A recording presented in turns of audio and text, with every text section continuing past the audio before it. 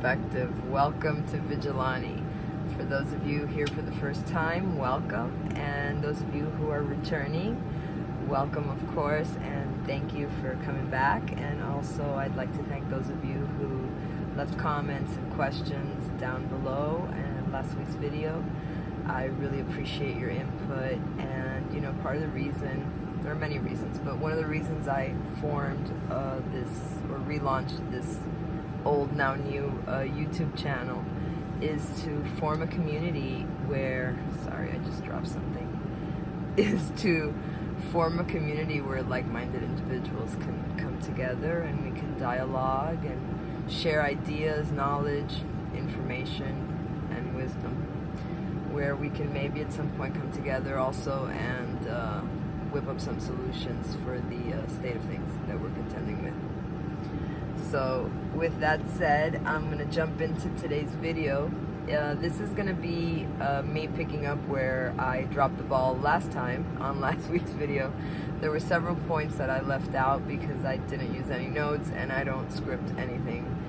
So today I've got some bullet points off to my right here where I can glance over and make sure I don't leave anything out. So anyway, the first thing that I'd like to touch on that I can't even believe I didn't mention last time, I guess I mentioned it but I didn't delve into it, is the element of fear that surrounds not just sleep paralysis, really, I mean all things that are what we might consider supernatural or metaphysical, even spiritual. And let's not forget the occult, which, as many of you know, means hidden. But what many people don't think about is, number one, the meaning of it, and number two, that the only things that are ever hidden are truths and treasures. Okay? So another goal of mine here is to really help release the fear, the unfounded fear really, that surrounds these topics. And one thing that we can be certain of is that fear, as we see in the world today, is used as a tool of control. Now, fear of the unseen is so embedded in us through religion, through society, and even our own ignorance. And case in point is sleep paralysis. This is something that, I mean, it's fascinating if you think about it. It's something that is so common, so commonly experienced by so many people. We have, other than what I brought you last week, the only information out there on this is that it's something to fear, you know? People talk about, I mean, I did a search on YouTube for some videos on sleep paralysis, and I was horrified because everything points to fear. Fear of it being demons, fear of it being aliens, fear of it being anything but what it is. And fear has been the number one, again, tool that has been used against humanity to keep us away from anything that falls outside of the realm of what we see. And the reason for that is because anything that falls outside of the realm of what we see, hear, touch, feel, sense on some level, taste, is really what the other side is. The other side is nothing more, well, it is a lot more, but it's anything that falls outside of the range of our senses, which are extremely limited. So by keeping people away from higher consciousness, which are higher consciousness if they're vibrating at faster frequencies than we are, which is why we don't see them. Now, one of the many detrimental things that fear accomplishes is slowing down our vibratory frequency. when you think of fear, when something fearful happens to you, time starts moving differently. Everything kind of slows down and seems like it's happening in slow motion. That's one thing. Another thing is it lowers our vibratory frequency. And if you remember what I talked about last week in last week's video about sleep paralysis and how we're so terrified of it, imagine, as we're experiencing fear, our vibratory frequency slows down even more. So it completely works against the natural, organic phenomenon, as we might see it at this point, that happens to our essence, where it starts speeding up in order to catch up to speed with source energy that's lifting us and moving us along. And that's also why that struggle of fighting the sleep paralysis becomes so painful, because we're fighting God. That's what we're fighting. When you fight the sleep paralysis, in essence, what you're fighting is God's source. You're wrestling with God. Who do you think is going to win? It's a losing battle. That's why people lose consciousness. And that brings me to my next point that I left out last week. There are different points where you can become conscious during this transition from physicality, from being in your physical body, to being out and moving around and traveling throughout the cosmos. You may become aware mid-flight, for example, as you're moving through the blackness or the void, as what we perceive as a void. It's really not a void because it's filled with all sorts of other life forms. We'll get to that further down the road. One thing I find very disturbing about the misinformation that's put out, in this case in particular, with let's keep it with sleep paralysis, is, well, one thing, it's very telling because it's a reflection of a mirror shining on us as to how we humans have such convictions, such rigid ideas of what we have no understanding of. Perhaps that's what leads to the rigid ideas.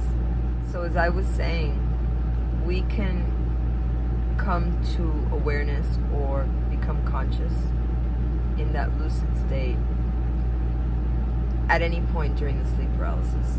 What happens also, and it's happened to me, is because that first time I went through the entire transition from, you know, the ring, the centrifugal sounding. Some people say it's a ringing. I hear it as a centrifugal, very high-pitched centrifugal sound, right? From the sound to the shaking or rattling to the exit out of the body, and then, you know, throughout my space travels or travels in the everything and nothing, with capital letters.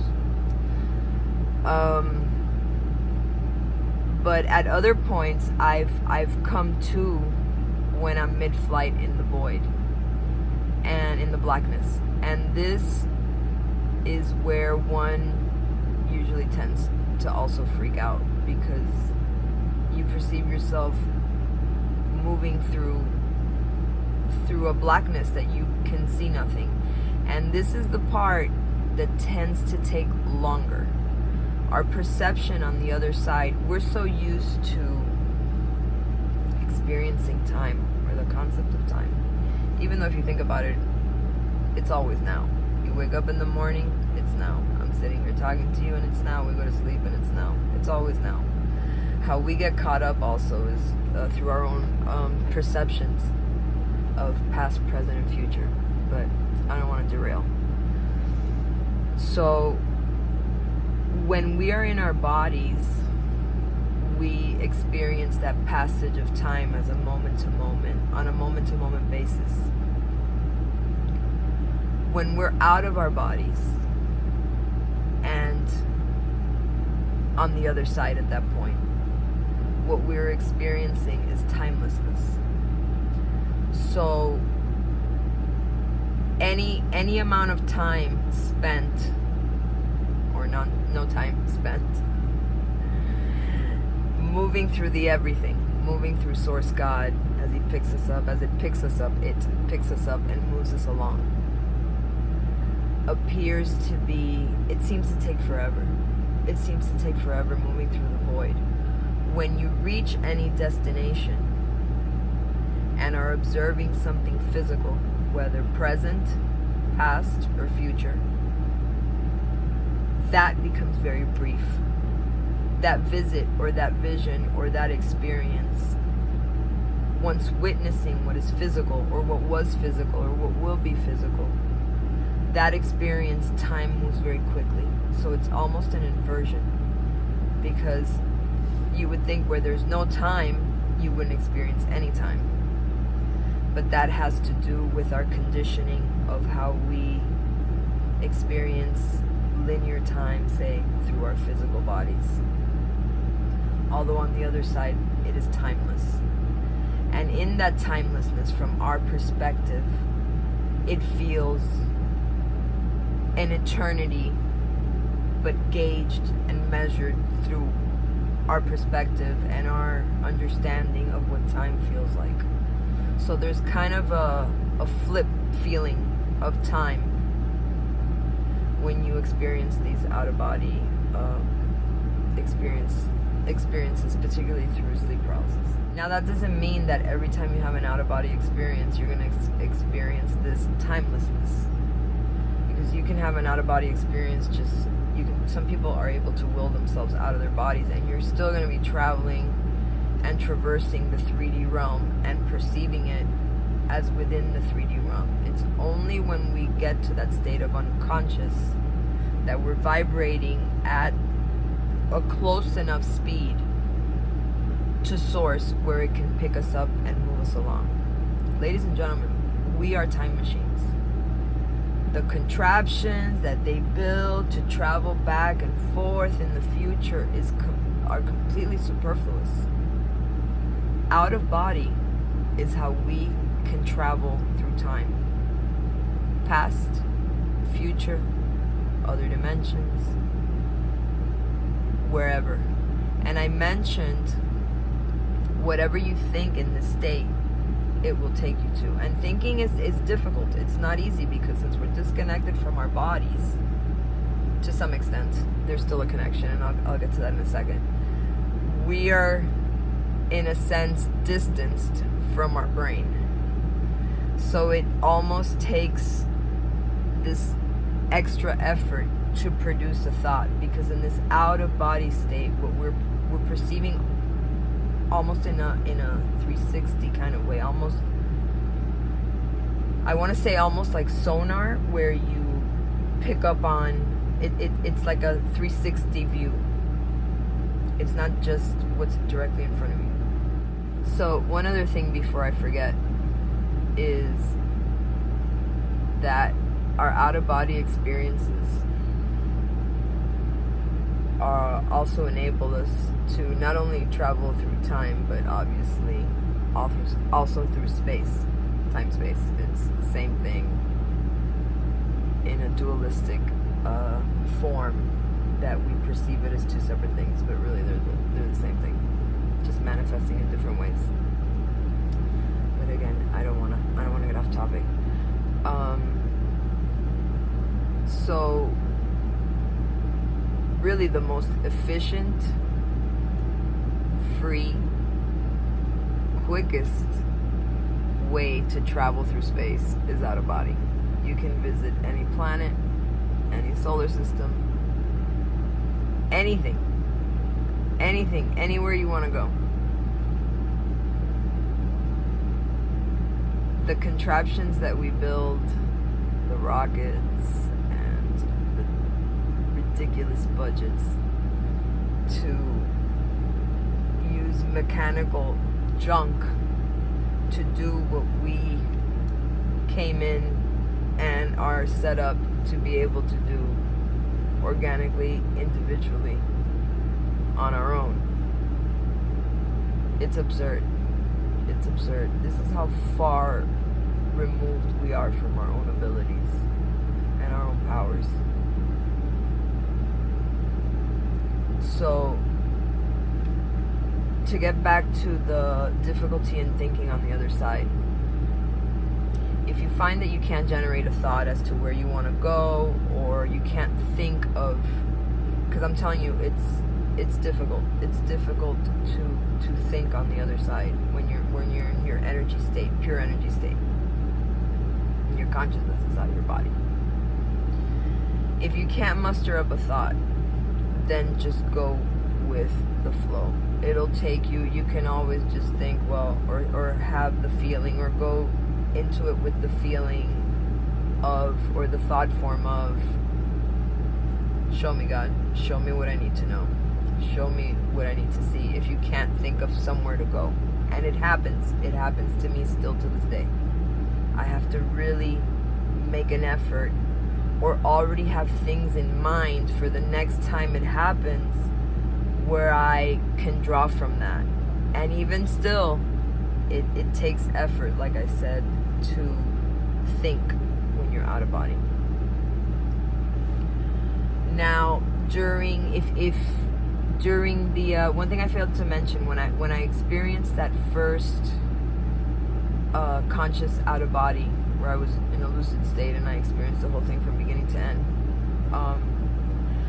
the reason I stayed conscious is because I continued telling myself, even when from the beginning, from when I was still in my body, that I started feeling the paralysis and I started hearing the sound, I was consciously telling myself over and over again, stay awake, don't fall asleep, don't lose consciousness, stay conscious, because it's very easy to slip into unconscious at that point and not have any recollection or any awareness of what you're experiencing. I've also had some comments from a couple of you guys who shared your experiences that mentioned that you either didn't hear anything, or you caught yourself at certain points in the out of body and then nothing. Well, that nothing is, in the case of having a short memory of it and then nothing, that's usually an indication. That's an indication that you lost consciousness along the way. As far as not hearing, the moment between exiting the body and being picked up by the energy, that moment in between, when you're out of body but still aren't going with the flow, it's completely silent. It's silence. The ultimate silence. You hear nothing. There are no sounds. And coming back into the body, it's the same thing. Once you get kind of dropped off and you're still on your way in, even though that tends to be pretty quick, the being dropped off and going back in and into consciousness, that part happens pretty quickly. But there are periods of silence between the movement. In other words, while your energy is speeding up, it's very likely to hear, even though some people don't, but it's very possible to hear that sound I've been mentioning over and over again. And also, while you're being taken by the energy in that flow, that current that just takes you and takes you, you also can hear that sound if you're one of the people that experiences, because not everybody hears that. Not everyone that experiences this hears that particular centrifugal high-pitched sound. But what that is also the friction of your energy against the movement of God source energy when you're moving through the blackness. So it's almost a speeding up, but there's also a friction. Also, the rattling that can be experienced is an indication of friction. There's a friction that's taking place as you merge out of your body into the environment, and then again you're picked up. So there's different sounds that are experienced in by different people, but more or less it's along those lines. The sounds that we hear are along those lines. But yes, there are moments of silence between movement. Another thing that I mentioned that I didn't fully explain is how dreams are happening or occurring both from within and also without, meaning outside of ourselves, on the other side, with what we're picking up from the energy, or as the energy moves us around and we see and experience different things. As I had mentioned before, what's happening in our brain is happening out in space. As above, so below. Happens on many, many, many levels that we haven't even taken into consideration yet. But this is one of them. So, since it's a mirror of what's going on in here, out there, and vice versa, the rolling back of the eyes, you're picking up, whether internally or externally, the same thing. So dreams come from both places. That's also part of duality. And also with REM picking up on the movement, whether it's internally or what we're seeing externally, it's obviously being processed by the brain. Now, what keeps us attached to our bodies and keeps us from, floating away, lost in space, that's not going to happen, because we are attached to our body. Back in the early New Age days, I would hear a lot about, the Silver Chord. Well, it's a lot thicker than a cord, or a lot bigger than a cord. It's actually the same thing. It's like an umbilical cord, but it's the tunnel that we all see when we exit the physical realm. When people claim, when people have people that have near-death experiences that claim to be traveling through a tunnel. That's your own individual tube or tunnel, energetic umbilical cord that not only keeps you attached to your essence, your soul, your spirit, your consciousness, attached to your body, also attaches us and keeps us connected to Source. And as an aside, we go to sleep at night. This is why we recharge when we go to sleep, because we're back merged with God Source energy. And again, dreams are all that we can bring back via images or feelings that we interpret based on our limited perception. That's all we can bring back from these experiences while we're sleeping. So, reason number 12,535 why we shouldn't be afraid of any of this. So I think I covered everything that I wanted to cover. Just remember, guys, there's really nothing to fear. There's nothing to fear. The ultimate illusion is fear. And the disempowered that think they're powerful and like to control all of us are very well aware of that. It is the greatest of all illusions. And that is, I don't think it's ever been as clear and in our faces as it is now, with the constant bombardment of fabricated stories, fear-generating stories, that unfortunately so many people buy into. In the same way we bought into the fear of sleep paralysis, of anything outside of the range of what we see, of anything metaphysical or supernatural. And I don't know about you, but I have no intention of making it that easy on them to imprison me and my mind with fear There's a no entry sign. And I hope you put one up too. The most empowering thing we could do for ourselves, individually and collectively, is to begin to release all these unnecessary fears, starting with the ones that are most attainable and are within reach. And with time, realization, continuity, and practice, we will get to the point where fear will have nothing to stick its talons into. We'll get there.